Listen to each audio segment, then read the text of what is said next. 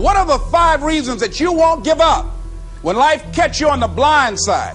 When the messenger of misery visits you, what are you going to do? What will keep you in the game when life knocks you to the canvas?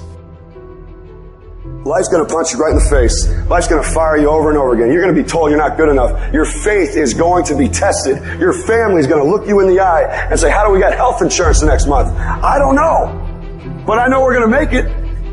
You know who's going to bail you out? You know who's going to come and rescue you? You know who's going to come and save the day? No one. No one's going to come and do it for you. You're going to have to do it all yourself.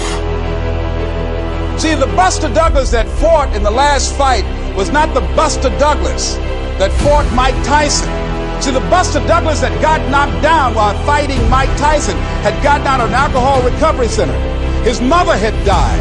His wife was ill with a terminal illness. He was considered a nothing, a bum. So when he got knocked down, Buster Douglas had a reason to get back up because he said, I'm dedicating this fight to the memory of my mama. Life is hard, man. That's what it's about.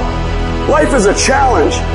If you don't work as hard as you can, if you don't sacrifice everything, if you don't get rejected and keep coming back for more, if you don't get your loyalty tested and your faith tested, you don't love that thing if you bail out.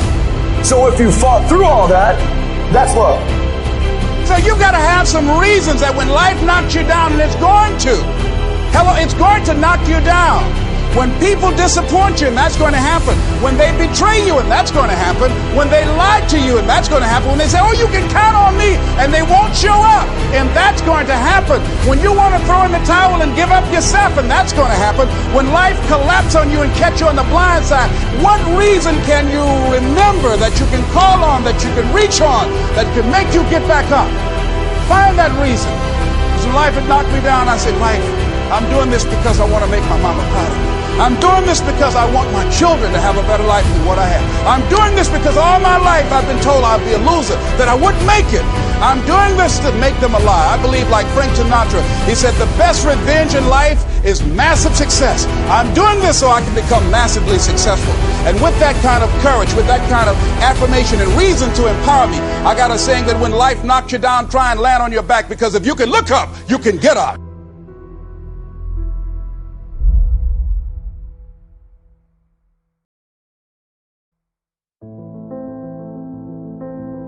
You don't have to be grim, but you do have to be serious.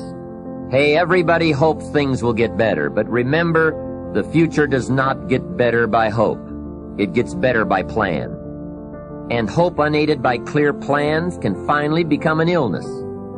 There's a Bible phrase that says, hope long delayed makes the heart sick. It's a sickness. I used to have the illness known as passive hope. It's bad.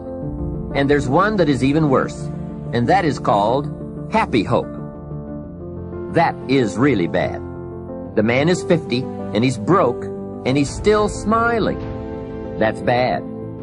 So get serious. Make plans. Put them on paper.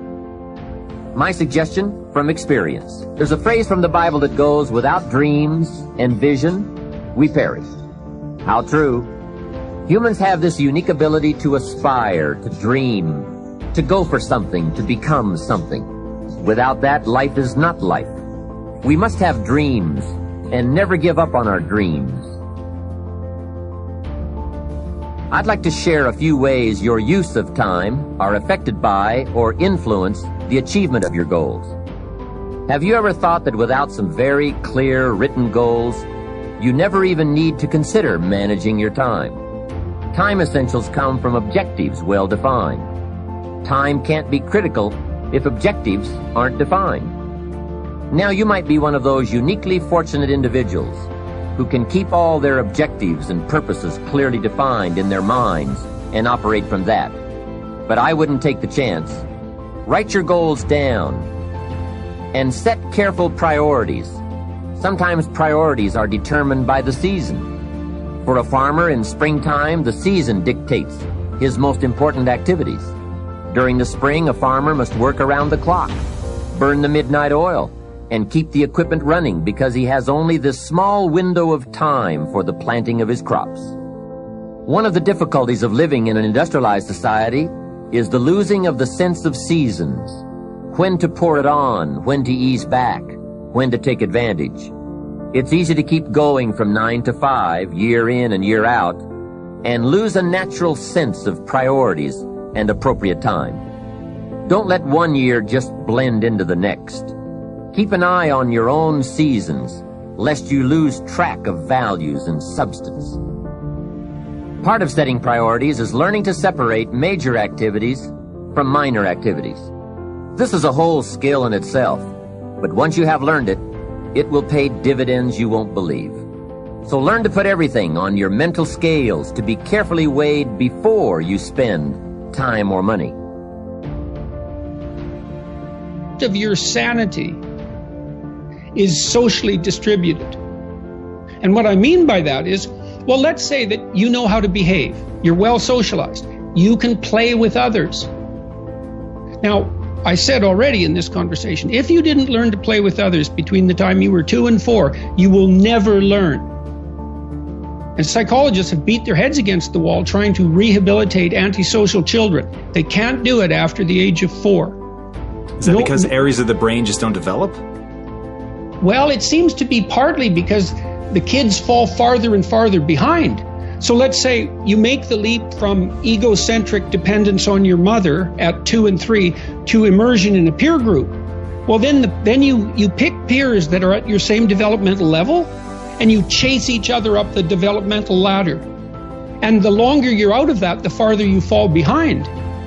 And so, kids, 5-year-old kids might come across another 5-year-old kid who tends to cry too much if they don't get their way. And they'll say, we don't want to play with the baby. And what they're saying is, we have to find someone who's at our developmental level, shares our developmental horizon, so that we can mutually scaffold our further development. Now, they're not going to say that, obviously, but that's the situation. And kids test each other out when they first meet. So do adults. Game. Can you play? Are you playing at the same level as me? I'm playing my game at the level that will further my development. Can you play along with me? If not, well, maybe you're lower in status and I can pull you up as a mentor. Maybe you're higher in status and I can learn from you. But if you're a peer, we can play together. Anyways, if you're acceptable to your peers and you behave well, they'll accept you. And then they tell you all the time if you're acting appropriately. If your jokes are funny, if you're dominating the conversation, if you're bringing something of value to the table. And all you have to do is pay attention to the social cues, and you'll keep yourself regulated. And at the end of the day, you're going to get what you focus on. They're both true. This is both the most amazing time that's ever happened, ever in recorded history. And yet real things that are terrifying are also happening. But where you put your energy, where you put your attention, where you put your focus, is going to determine what you see. And that is the most fascinating and the most important thing you have to understand about the way that your mind works. You get what you focus on. If you focus on the things that are bad, they will become real. They will become exaggerated. They will begin to monopolize your thoughts. You'll see them everywhere. It's called the reticular activating system. Your mind is literally designed to pay attention to the things that you notice. Once you notice a certain car, you see it everywhere. Once you notice a certain dog, you see it everywhere. Once you hear a certain name for the first time, suddenly you realize that that name has been all around you this entire time. But now that you're focusing on it, now that you're looking for it, it is everywhere. So whatever you look for, it's going to be everywhere. If you look for the negative, it'll be there. But if you look for the positive, it will overwhelm you. When you manage something, you do so to keep it going. Well, you don't need to keep time going. You don't even need to watch it. You can be completely unaware of it. You can go to sleep. Doesn't matter. Time just continually moves. Doesn't need you. It doesn't need me. It just keeps moving. We don't need to do time management because there's nothing to manage. It's automatic. It continually moves. What we need to do is priority management.